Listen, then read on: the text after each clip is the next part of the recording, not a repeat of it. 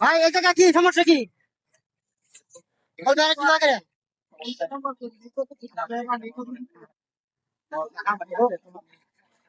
মানে যতটুকু দেওয়া সেটা চিকিৎসা করে দিত, তারপর রাস্তাটা একটু মানে ইটিয়া অথবা পালি করে দিত, তাহলে কম ভাঙতো। এই রাস্তাটা ভাঙছে করে দিতে ভাঙছে ভাই। ভাই এটা সঠিক জানি না, আমিও আচ্ছা সব দেখতে। আসেন।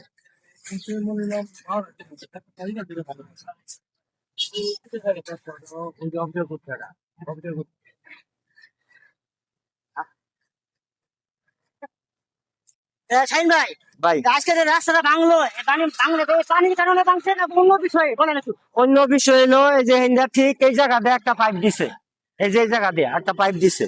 এই পাইপের কারণে বালু দুধুরা বালু দয়া দয়া দয়া দিয়া আমরা শুরু হয়ে গেছে গা। গত পানি আমি বলছিলাম, একটা ভিডিও বানাই ছাড়ছিলাম যে এই জায়গায় পাইপের কারণে এটা ভেঙে যেতে পারে। আমাদের উপজেলার যারা নেতৃবৃন্দ আছেন, আমাদের নকলা নাইতাবাড়ির ইঞ্জিনিয়ার ফাহিম চৌধুরী ভাইকে ধন্যবাদ জানাই বলছিলাম যে রাস্তাটার ব্যবস্থা করছে না। যাই হোক, এই জায়গায় একটা পাইপ দিছে, ওই জায়গায় একটা পাইপ দিছে।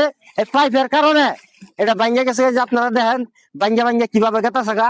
এই যে তলে এই যে মানুষ তো এরা খুব একটা রিক্স, যদি আল্লাহ না করুক ভাই চাষ। এই যে আমাদের বর্তমানে ফরিদ ভাই ভাঙ্গে গেছিল গা। যাই হোক, এই অবস্থায় আছে।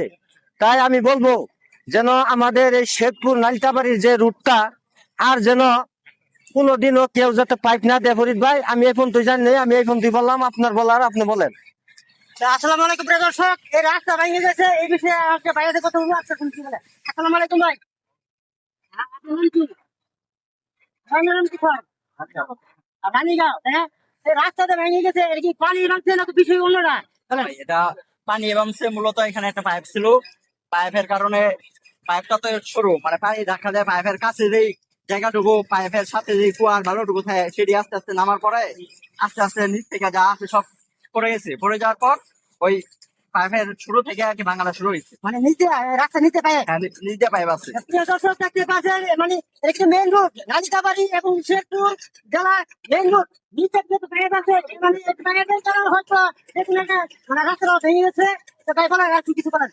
ভাই এখানে আমাদের কিন্তু এখন মনে করেন ওই যে পিলার সাইডে দুইটা দেয়, পিলার অথবা বালুর বস্তা চাই যে পিলার যেটা দিচ্ছে সাইডে, এটা দিয়ে যদি অনেক উঁচা করে রাস্তাটা যদি এটা সবসময় চলা, একটু বৃষ্টি আলেই চলা, এই রাস্তাটা যদি একটু উঁচা করে দিত তাহলে এলাকাবাসী এবং কি শেরপুর নাইজার সবারই ভালো হইতো। খুব ভালো হচ্ছে, হ্যাঁ। হ্যাঁ, খুব ভালো হইতো। হ্যাঁ, আমি দয়া করে আমাদের শেরপুর জেলার এমপি সাহেব আছে রাশিদুল ভাই এবং নালিতাবাড়ি ইঞ্জিনিয়ার সাহেব, আমাদের এমপি সাহেব ফাহিম চৌধুরী, আমি দুহাত ধরে অনুরোধ করছি আপনি যেভাবে পারেন এই রাস্তাটা তাড়াতাড়ি ব্যবস্থা করেন। আর যদি না ব্যবস্থা করেন, দেখতে পাচ্ছেন হাজার হাজার মানুষ কিন্তু ধাম্বা দিয়ে পড়ছে, মানুষ আসা তো করতে পারে না। আর গাড়ি নালিতাবাড়ি থেকে শেরপুর যায়, শেরপুর থেকে নালিতাবাড়ি যায়, মানে রাস্তা ভেঙে গেলে মানুষ কিভাবে চলবো, জনগণ কিভাবে চলবো, জনগণ চলার কোনো ভাই উপায় নাই, একটি মাত্র রূপ। তাই আমি দয়া করে অনুরোধ করে বলছি তাড়াতাড়ি আমি যেভাবে পারেন এই একটা রাস্তার ব্যবস্থা করে দেন। এই একটা পয়েন্টে নদীর কাছে বড় বড় গল্লব দিয়ে বেশ দিয়ে এবং মোটা করে দিয়ে এই রাস্তাটা তাড়াতাড়ি পাকা করে দেন।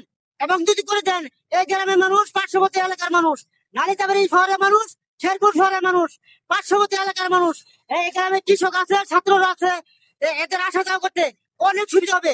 এই বলে আমার কথা শেষ করছি। আসসালামু আলাইকুম। সবাই ভালো থাকবেন, সুস্থ থাকবেন।